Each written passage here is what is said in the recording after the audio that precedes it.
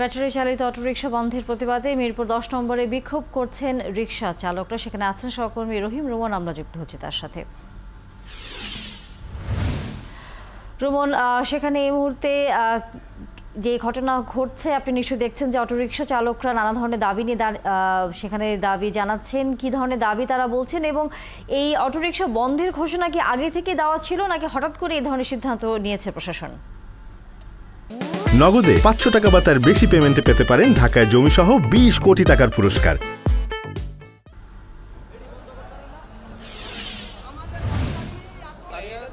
কদিন আগে আসলে আপনি জানেন যে সড়ক পরিবহনের যে পরিবহন শৃঙ্খলার যে প্রথম সভা, সেই সভায় কিন্তু এই যে সিদ্ধান্ত সেটি হয়েছে, এটি বলা যায় যে একেবারেই হঠাৎ করেই যে সিদ্ধান্ত সেটি হঠাৎ করে হয়েছে বলেই কিন্তু রিকশাওয়ালা যারা চালক আছেন তারা কিন্তু বলছেন।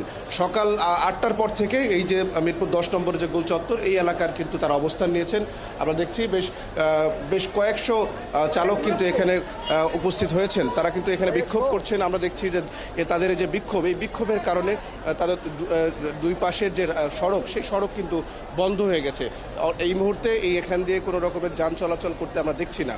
তারা একটু জানিয়ে রাখি যে সকাল থেকে যেই বিক্ষোভ কর্মসূচিতে তারা আছেন, এখানকার চালকরা বলছেন যে তাদের যে সিদ্ধান্ত হঠাৎ করে নেওয়া হয়েছে তার জন্য তারা কিন্তু প্রচণ্ড রকমের ক্ষতির মুখে পড়েছেন। তারা বলছেন যে প্রত্যেকেই কিন্তু যে অটোরিকশা চালান তাদের কিন্তু এই যে রিকশা কিনতে কিন্তু বেশিরভাগ চালকদেরই কিন্তু বিভিন্ন ধরনের লোন নিয়ে তারা এই রিকশাগুলো কিনেছেন।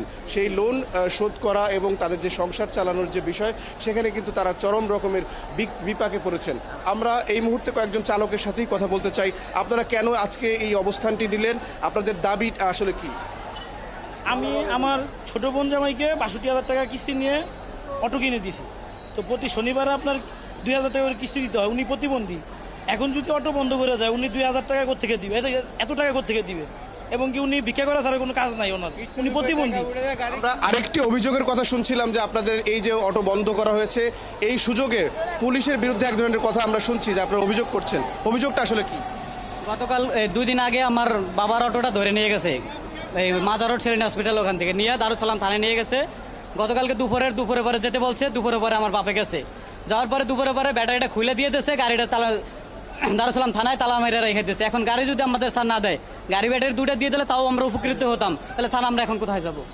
কিরকমটা আমরা শুনছিলাম যে কয়েকজন বলছিলেন যে টাকা নেওয়া হচ্ছে, পুলিশ টাকা নিচ্ছে, গ্যারেজ থেকে আপনাদের রিক্সা নিয়ে আসা হচ্ছে বলে আপনারা কয়েকজন বলেছেন। বিষয়টা আসলে কেমন?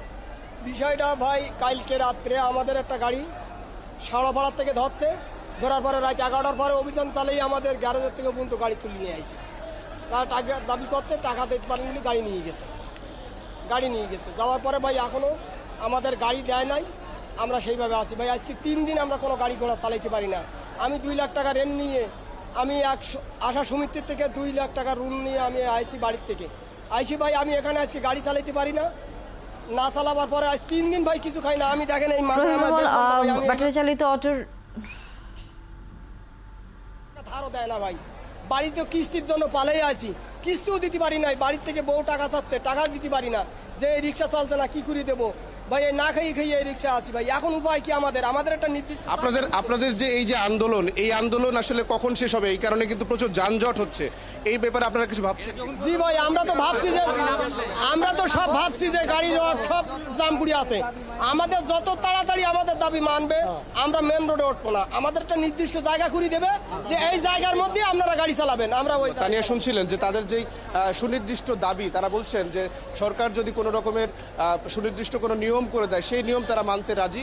তবে তাদের যেই সিদ্ধান্ত নেওয়া হয়েছে, যেহেতু এটি জীবিকার সাথে সম্পর্কিত, তাই এটি হয়তো তারা বলছেন যে একেবারেই বন্ধ করে না দিয়ে সেটি যেন কোনো নির্দিষ্ট কোনো এলাকায় যদি তৈরি করে দেওয়া হয় যেখানে তারা রিক্সাটি চালাতে পারবেন, তাহলে হয়তো বা কোনো সমস্যা হবে না। এইটি কিছুক্ষণ আগে আপনার মাধ্যমে আমরা শুনছিলাম, একজন রিক্সা চালক বলছিলেন যে পুলিশ এক ধরনের হয়রানি করছে।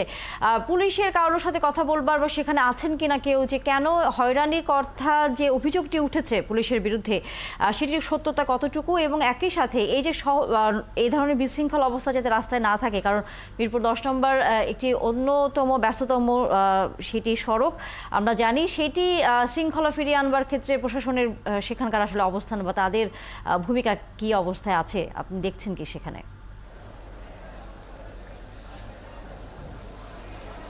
তানিয়া, তাদের এই যে রিক্সা চালকদের যেই বিক্ষোভ কর্মসূচি, এই কর্মসূচিকে কেন্দ্র করে আমরা আশপাশের এলাকায় আইন শৃঙ্খলা বাহিনীর অনেক বেশি উপস্থিতি এই পর্যন্ত দেখেছি, কথা বলবার সুযোগ এখনো হয়নি। তবে তানিয়া যেটি বলছিলেন যে রিক্সা চালকদের কিন্তু একটা সুনির্দিষ্ট অভিযোগ আছে। তারা বলছিলেন যে এই যে সিদ্ধান্ত নেওয়া হয়েছে, এই সিদ্ধান্তের পরে রিক্সা তারা বন্ধ রেখেছেন। বন্ধ রিক্সা রাতের আধারে কিন্তু গ্যারেজ থেকে নিয়ে আসার একটা অভিযোগ, বড় অভিযোগ কিন্তু তারা করেছেন, যে রাতের আধারে রিক্সা নিয়ে এসে সেটি জিম্মি করে তাদের কাছ থেকে টাকা আদায় করা হচ্ছে বলে এরকম কিন্তু অভিযোগ তারা করছেন। এটি যে কারা অভিযোগটি করছেন টাকা আদায়ের কথা যে বলছেন রহিম রুমন? তার অভিযোগ সুনির্দিষ্টভাবেই কিন্তু পুলিশের বিরুদ্ধে তাদের যে অভিযোগ, তারা বলছেন প্রশাসনের যে বিরুদ্ধে এই ধরনের এলাকার- অভিযোগ করছেন অটো রিক্সা চালকের যারা চালক রয়েছেন সংশ্লিষ্ট তারা। আমরা নিশ্চয়ই আবারও ফিরব। অসংখ্য ধন্যবাদ রহিম রুমন।